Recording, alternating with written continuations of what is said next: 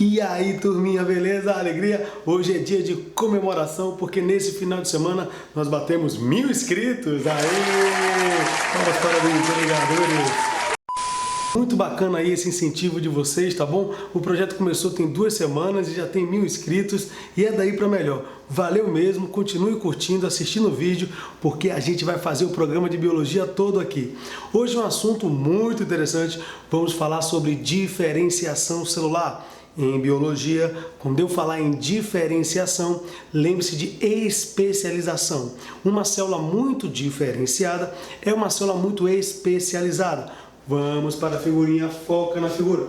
Para começar, vamos lembrar que o espermatozoide foi lá, fecundou o óvulo, deu origem a uma célula chamada de célula-ovo ou zigoto, que vai sofrendo divisão por mitose, que é uma divisão equacional, dá origem a 2 blastômeros, blasto jovem, meroparte, 2 blastômeros, 4 blastômeros, 8 blastômeros, 16, 32, formando uma estrutura que lembra uma mora de mulberry em inglês, chamamos de mórula, ok? Essa mórula, que é um maciço celular, sofre ainda mais divisões e dá origem ao blastocisto, ou blástula, ok? Que é a célula jovem. Essa parte externa é o trofoblasto, que vai dar origem à placenta e os anexos embrionários, mas o que nos interessa nesse momento é o embrioblasto ou nó embrionário. Essa região aqui, que é o embrião propriamente dito, está se diferenciando, se especializando em hemácias, células musculares, neurônios, mais de 216 tipos de tecidos diferentes que constituem o organismo humano. Então está aí um processo inicial da diferenciação celular e nesse momento nós vamos para a classificação das células. Então está aqui, ó, de acordo com o seu grau de diferenciação, com o seu grau de especialização. Então nós temos a célula totipotente, tot quer dizer total, é uma célula que pode se diferenciar em qualquer tipo de tecido, totipotente ou indiferenciada. Um zigoto, por exemplo, os blastômeros são células totipotentes. Em seguida, o exemplo de uma célula diferenciada, uma célula especializada, como o neurônio, o cardiomiócito, que é uma célula muscular cardíaca, são células muito diferenciadas. O neurônio especializado na transmissão do impulso nervoso, o cardiomiócito na contração do coração, são células especializadas. E temos ainda a célula desdiferenciada, que é uma célula que era diferenciada e ela volta a ser tronco. Por exemplo, uma célula cancerosa. O câncer é uma doença das células tronco. A célula é diferenciada, ela volta a ser tronco e começa a se dividir, causando problema. Uma célula do meristema secundário dos vegetais, responsável pelo crescimento em espessura. Então essa célula ela pode voltar a ser tronco e dar origem a outro tecido, como um parênquima, um esclerênquima. Ela volta a ser tronco e se diferencia se sofrer, por exemplo, uma lesão, ok?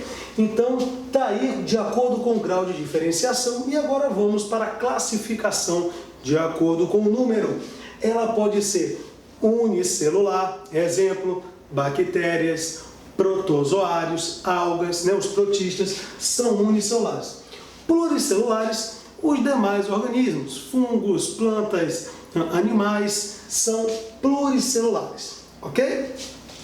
Observação, a lei de Driesch. O que diz a lei de Driesch? A lei de Driesch vai dizer para a gente que o volume celular é constante se o organismo for da mesma espécie e estiver na mesma fase do desenvolvimento.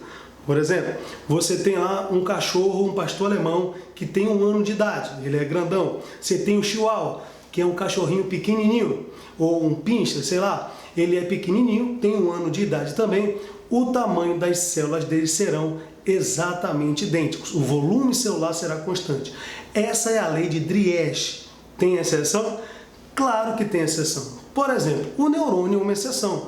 Nós temos aqui, por exemplo, o nervo ciático, que parte aqui da região sacral e vai da região lombar e vai até o pé, que inclusive é o nervo de maior calibre da nossa espécie. O neurônio do nervo ciático, se você é muito alto, ele vai dessa região lombar até o pé. Se você é mais baixinho, o neurônio é menor. Então há exceção, mas como regra geral, o volume celular é constante, ok?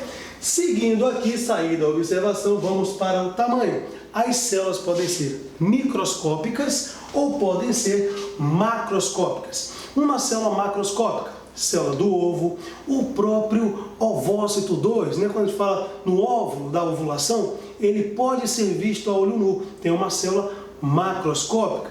Os alvéolos da laranja, por exemplo, da tangerina, são células macroscópicas, ok? E microscópicas todas as outras, célula epitelial, a célula que constitui a mucosa oral, nós não vemos, né? O espermatozoide a gente não vê, são células microscópicas, ok?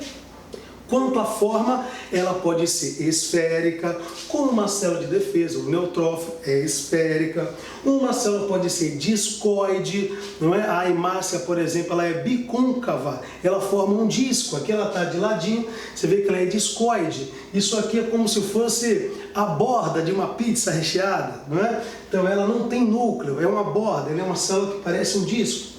A célula poliédrica tem uma forma geométrica definida. Se você pudesse ver as células da nossa epiderme, elas são todas em bloquinhos, chamamos de célula poliédrica, ou pode ser alongada como um neurônio, que tem um axônio bem alongado como o ciático, que eu acabei de falar, que quando ali sai ali um disquinho do lugar que aperta o nervo, Ave Maria, dá uma dor danada.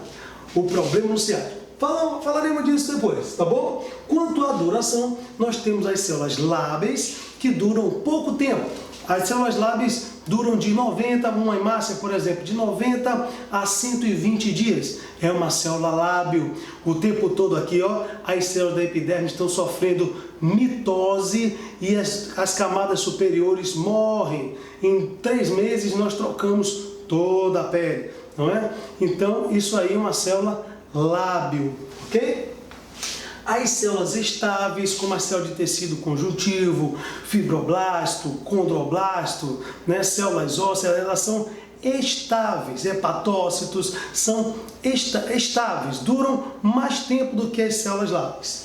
E por fim, temos as células perenes, as células muito diferenciadas, como neurônios, células cardíacas, que duram bastante tempo. A gente nasce com um determinado número de neurônios, infelizmente a gente nasce com 100 bilhões de neurônios e com o passar do tempo eles só fazem morrer, não é? Já se diz aí que alguns conseguem se reproduzir, mas ainda não é uma regra para a célula muito diferenciada, ok? Quanto ao grau de individualidade, elas podem ser livres, como as células sanguíneas são livres, podem ser federadas, como as células epiteliais, que são juntinhas umas das outras, presas por aquelas junções que nós já estudamos, desmossomos, interdigitações, não é? E anastomosadas, como por exemplo as células ósseas, anastomosadas, ligadas por um canal, ok?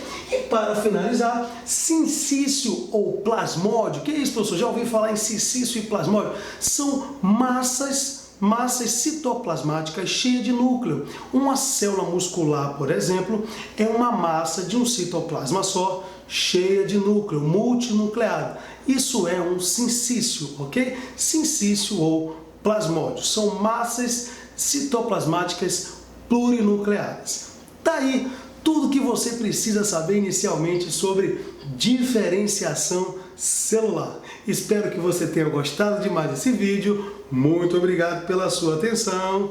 Tchau!